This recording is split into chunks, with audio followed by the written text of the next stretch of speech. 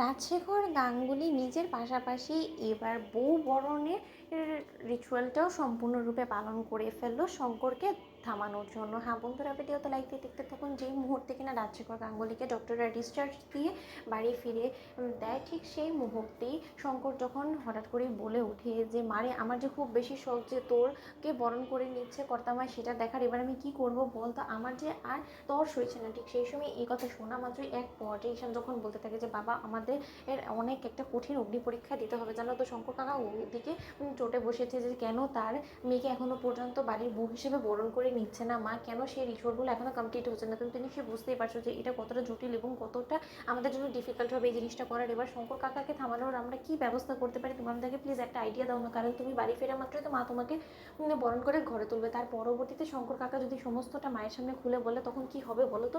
ঠিক সেই সময় রাজশেখর গাঙ্গুলি যখন বলতে থাকে যে ওরে তোরা আর যাই হোক না কেন, তোদের বাবাকে কি এতটাই বোকা ভাবিস বলতো, তোর বাবার চুলগুলো এইভাবে পাকিনি বুঝেছিস তো, তোর বাবার উপর একটু ভরসা রাখ, শঙ্করের ইচ্ছেও পূরণ হবে, ও স্বপ্নও পূরণ হবে এবং আমাদের বাড়িতে বাড়ির বড় বউয়ের বরণ করাও হবে, স্বয়ং ইন্দ্রাণী এই বরণটা করবে, তোরা দেখে নিস। ঠিক সেই সময় এই কথা বলা মাত্র রাজশেখর গাঙ্গুলি যখন বলতে থাকে যে শুধু কুসুম মা তুমি একটা জিনিস খেয়াল রাখবে, যখন কিনা ইন্দ্রাণী আমাকে বরণ করছো তখন তোমরা দুজন আমার দুপাশে দাঁড়াবে এবং তাহলে কাজ হয়ে যাবে। ঠিক সেই সময় এই কথা বলা মাত্র এক পর্যায়ে রাজশেখর গাঙ্গুলিকে যখন কিনা সুস্থ করে হসপিটাল থেকে ডিসচার্জ করি আয়ুষ, ঈশান, অনুশ্রী বাড়ি ফিরিয়ে নিয়ে আসে, ঠিক সেই সময় ইন্দ্রাণী গাঙ্গুলি যখন বাড়ির চৌকটে বরণডালা হাতে নিয়ে দাঁড়িয়ে থাকে এবং বলতে থাকে যে রাজ তুমি এসেছো, আমার চোখ জুড়িয়ে যাচ্ছিল যে কতক্ষণ আমি তোমাকে সুস্থ সবলভাবে নিজের পায়ে দাঁড়ানো অবস্থায় দেখবো এবং অবশেষে ঠাকুর আমার কথা রেখেছে সত্যি।